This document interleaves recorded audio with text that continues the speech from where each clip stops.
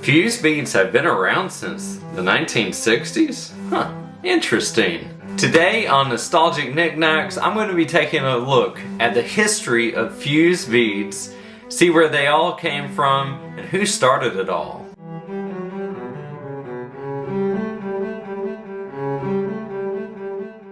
Hey everybody, and welcome to another episode of Nostalgic Nick-Nacks. My name is Ryan, and this is my retro gaming Perler beading YouTube channel. I'm so happy you're here today. I've got a video for you that's going to be talking about the history of fuse beads. So it's going to be a great video. I'm going to talk about where they came from, where they started, who started it all. I hope you're excited about this video. I'm excited about it, and I did some research for this video and I found some cool things that I did not know. So my goal today is to teach you something new about fuse bead history, something that you didn't know before.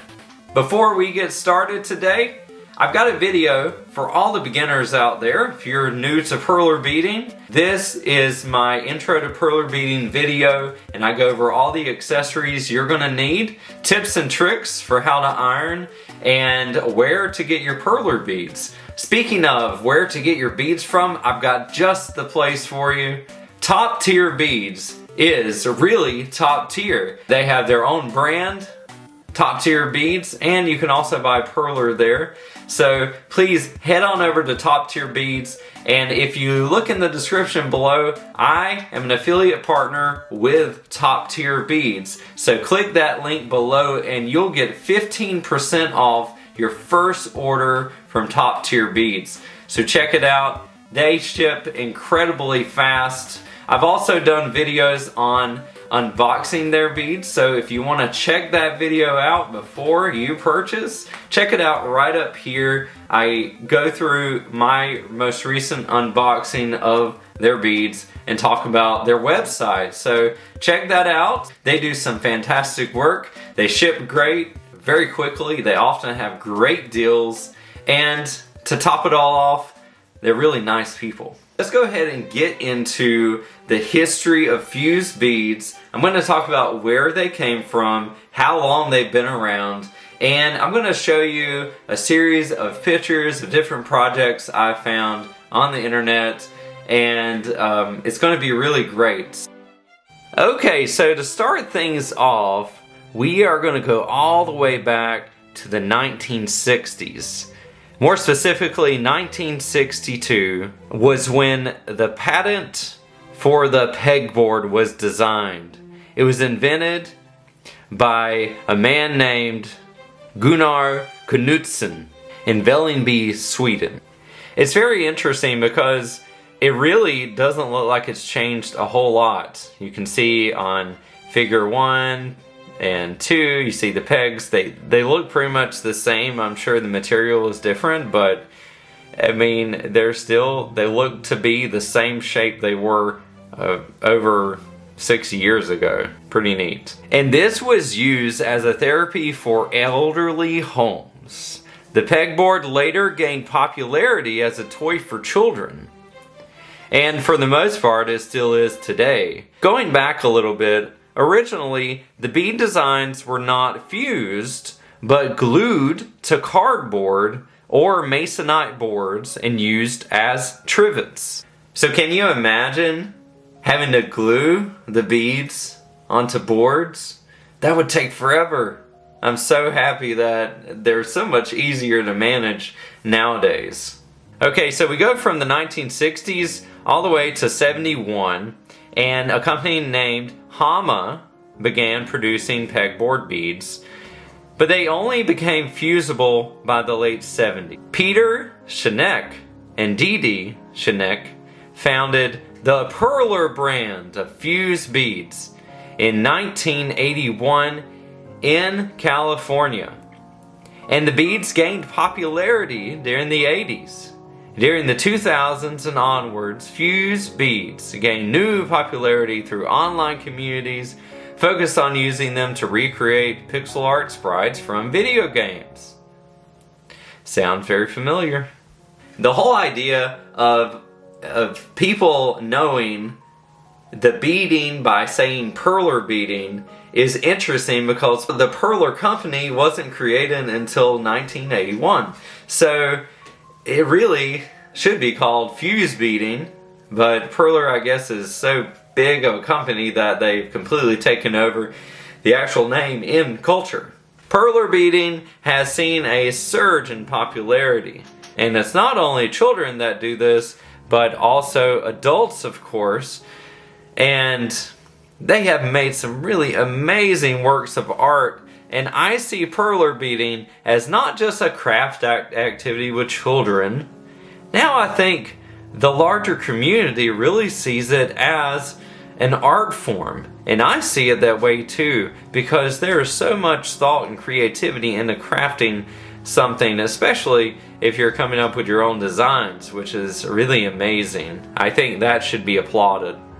People are making gigantic portraits of famous people. Quentin Tarantino, the director, has been made with approximately 12,000 Perler beads.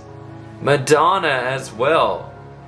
Lin-Manuel Miranda as Hamilton, along with many other video game characters, comic book heroes, anime characters, other pop culture icons, TV shows. The list is endless. There is a huge amount of characters that you can create out there. In 2015, a 4.65 meter by 8.7 meter fuse bead picture was created from 1,680,200 beads in Sweden and hung at the Stockholm Arlanda airport. That is amazing. It's great to see that tribute to where it was all founded in the first place. And now with Perler beading, with fuse beading, we have so many different ways of expressing our love for all of these characters, for our countries, for places that we've been, things that we've seen. We've made structures that are copies of real life. There is 3D art out there that really makes things pop. People are out there every day. Artists are out there creating gigantic copies of characters, from the Legend of Zelda's Link to gigantic Pokemon to Final Fantasy characters.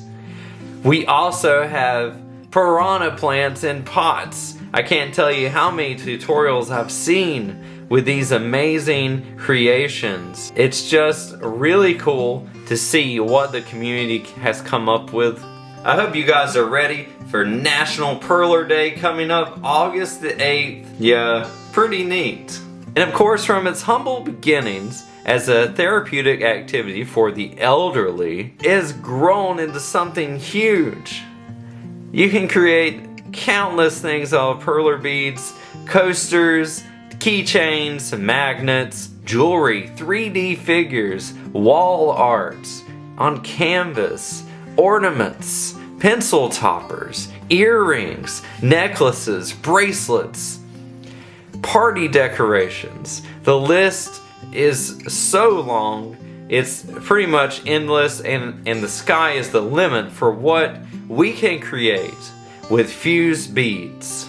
As I'm going through this series of pictures that I found, I want you to celebrate this art form, and I want you to be encouraged about what you can create with fuse beads, because it really is an art form and a method of expression that we need to celebrate. So come with me and celebrate this beautiful art form, because it so much deserves it.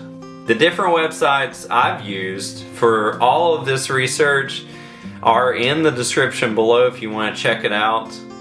They have some great information and a lot of stuff I wasn't able to include in this video. So check that out. That's it for today's video. I hope you enjoyed a different kind of video where we took a look at the history of fuse beads. Please make sure to share this video with anybody you think might be interested in facts about fuse beading, because I think I did a pretty good job putting things together, but there is so much more information out there and this is just a starting point. Please share it with others. And if you enjoy the content that I'm putting out on this video, please make sure to like and subscribe. It helps out a ton. I appreciate all of you. And until next time, I pray that you have a great day. And Little Caterpie says, happy beading.